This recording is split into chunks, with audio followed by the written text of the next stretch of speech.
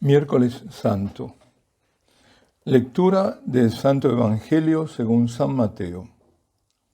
En aquel tiempo uno de los 12, llamado Judas Iscariote, fue a los sumos sacerdotes y les propuso: ¿qué estáis dispuestos a darme si os lo entrego? Ellos se ajustaron con él en 30 monedas de plata. Y desde entonces andaba buscando ocasión propicia para entregarlo. El primer día de los ácimos se acercaron los discípulos a Jesús y le preguntaron: ¿dónde quieres que te preparemos la cena de Pascua? Él contestó: id a la ciudad, a casa de quien vosotros sabéis, y decidle: el maestro dice, mi hora está cerca, voy a celebrar la Pascua en tu casa con mis discípulos.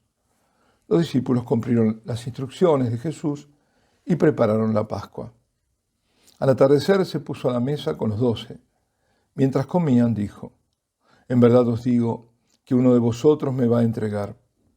Ellos, muy entristecidos, se pusieron a preguntarle uno tras otro: ¿soy yo acaso, Señor?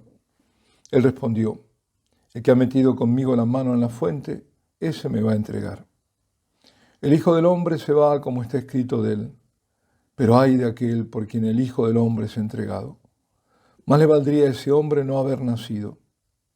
Entonces preguntó Judas, el que lo iba a entregar: ¿soy yo acaso, maestro? Él respondió: tú lo has dicho. Palabra del Señor.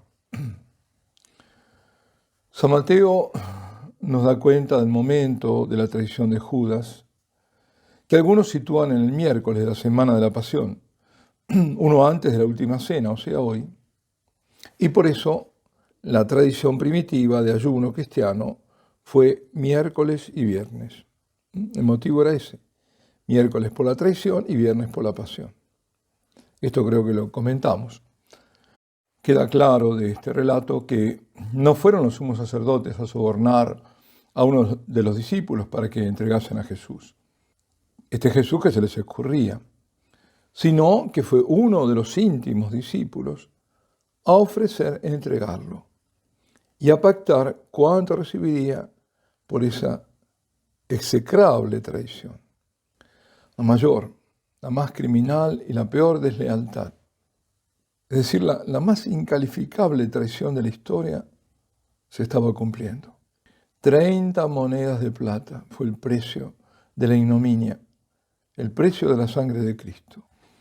Llegan los días de los ácimos, de los panes sin levadura, que los judíos comían en la octava de Pascua, los días que recuerdan la fuga del pueblo hebreo de Egipto, de la liberación, cuando no había tiempo a leudar el pan. El primer día de los ácimos era cuando se sacrificaba el cordero pascual.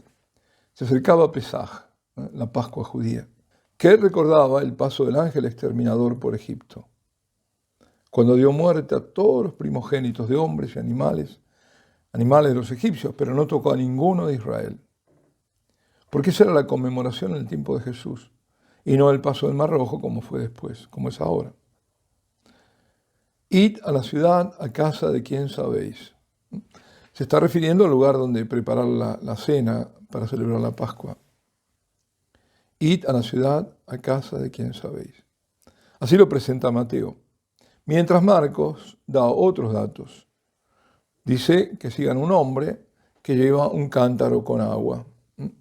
Bueno, verdaderamente es una señal, porque los cántaros con agua los llevaban las mujeres. Y donde entre, esa es la casa. Y con iguales señas lo relata San Lucas, agregando que quienes iban a buscar la casa para preparar la Pascua eran Pedro y Juan. Esa casa, la de la última cena, sería de la familia de Marcos, el evangelista, que es además donde se reunían luego a orar. Y al atardecer, cuando la luz de aquel jueves va menguando, se disponen el Señor y sus discípulos en torno a la mesa. Y Jesús a todos anuncia que será traicionado, será entregado por uno de ellos. El momento es para todos de gran tristeza. Y las preguntas: ¿soy yo, Señor? ¿Soy yo? Es como decir: ¿tú has pensado eso de mí? ¿En qué puedo haberte traicionado? Son preguntas con un trasfondo de incredulidad de quienes se saben, sí, claro, pecadores, pero no al punto de traicionar a su maestro, a su Señor. La liturgia presenta este relato evangélico de la traición con el desenlace a la que ella lleva, porque la primera lectura es del tercer canto del siervo sufriente, el siervo de Yahvé, que hace alusión a la flagelación y las afrentas a las que será sometido durante la pasión. Y el Salmo insinúa el momento en el que Jesús echa a los mercaderes del templo.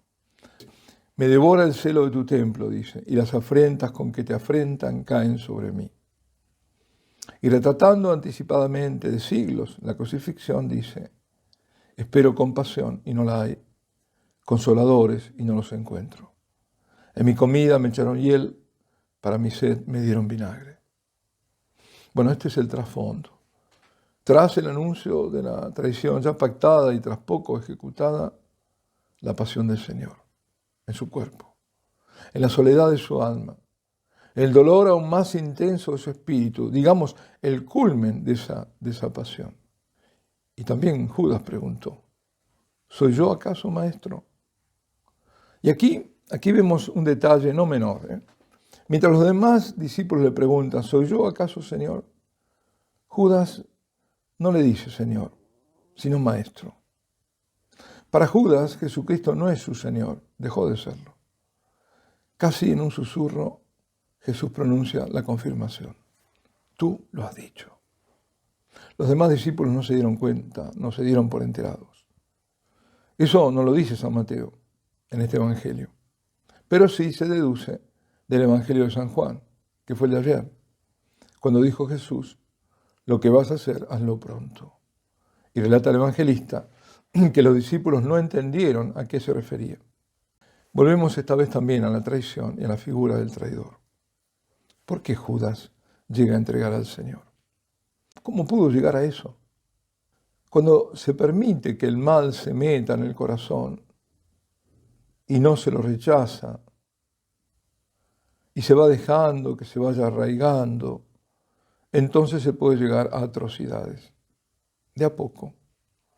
Y el mal es multifacético, es decir, tiene muchas caras. En el caso de Judas, era la avaricia la que lo llevaba a robar de la caja en común, porque esto nos lo cuenta San Juan en su Evangelio. Y eso que era ladrón, muy posiblemente hizo que ambicionara grandes puestos y grandes fastos, y por cierto, grandes riquezas. Para quien así deseaba fuera su vida, su idea, la idea que tenía de Mesías, no encajaba para nada con aquella realidad que mostraba Jesús. Para Judas, un Mesías humilde y sufriente no se le presentaba ni como posibilidad en su mente. Y a medida que pasaba el tiempo y que Jesús decía que él esperaba, ser rechazado por los jefes del pueblo y puesto a muerte, aunque era sordo a sus palabras, como lo eran todos, de todos modos, lo que iba viendo, el rechazo de los encumbrados, de los jefes del pueblo, le hacía concluir que el camino que Jesús había emprendido lo llevaba al fracaso y no al éxito que él esperaba, según su medida. Judas ve en el abajamiento de Jesús, en su decidido camino a la cruz, un fracaso. Desilusionado de su Señor, por quien quizás al comienzo había sentido admiración, o más bien entusiasmo, fue paulatinamente cambiando esa entusiasta admiración o ese entusiasmo, nacido de su propio error, porque creía otra cosa que iba a ocurrir, fue cambiando por desprecio e incluso odio, ya que la obra del Señor frustraba sus ambiciones. La razón de la traición quizás no era obtener dinero por la traición, aunque sí lo fuera, sobre todo porque habría esperado sacar más de 30 monedas de plata, sino más bien la razón habría que buscarla por el lado de una suerte, también de ciega venganza, porque no midió totalmente, digo ciega porque no midió la consecuencia final, la prueba es que se ahorcó, y también rencor hacia Jesús. Los jerarcas del judaísmo, sumos sacerdotes del templo, como decir los cardenales, ¿no? Es decir, los más altos prelados de la iglesia, es la semejanza, pactaron con Judas. Se ajustaron con él en 30 monedas de plata y desde aquel momento Judas, desde la oscuridad de su corazón, buscaba la ocasión propicia para entregar al rey que él, en su trágica vida, no supo reconocer. En el fondo, esa es la tragedia del hombre. No ser santo, no buscar la santidad, no procurar serlo, no seguir a Jesús para unirse a Él.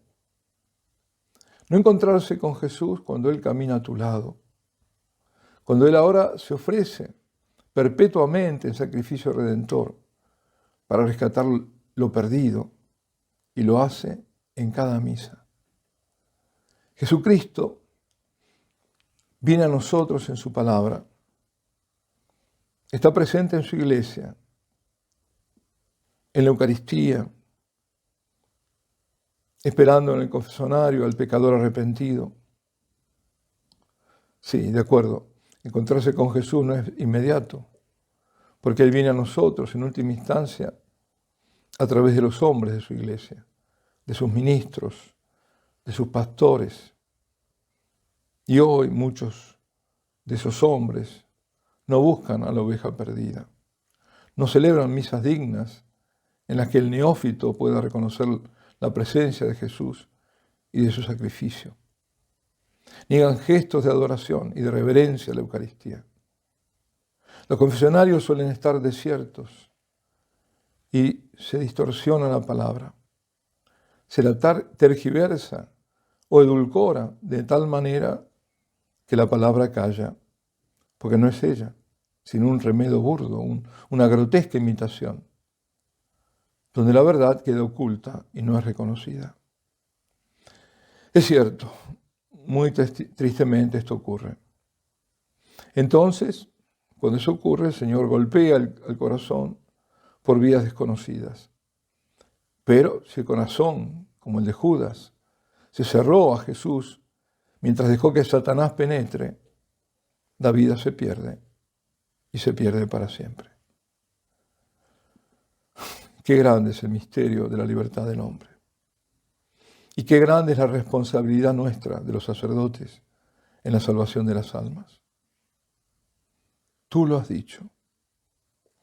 Cuánta tristeza en la respuesta del Señor a su traidor. Tú lo has dicho. Aquí empieza la pasión del Señor. Alabado sea Jesucristo.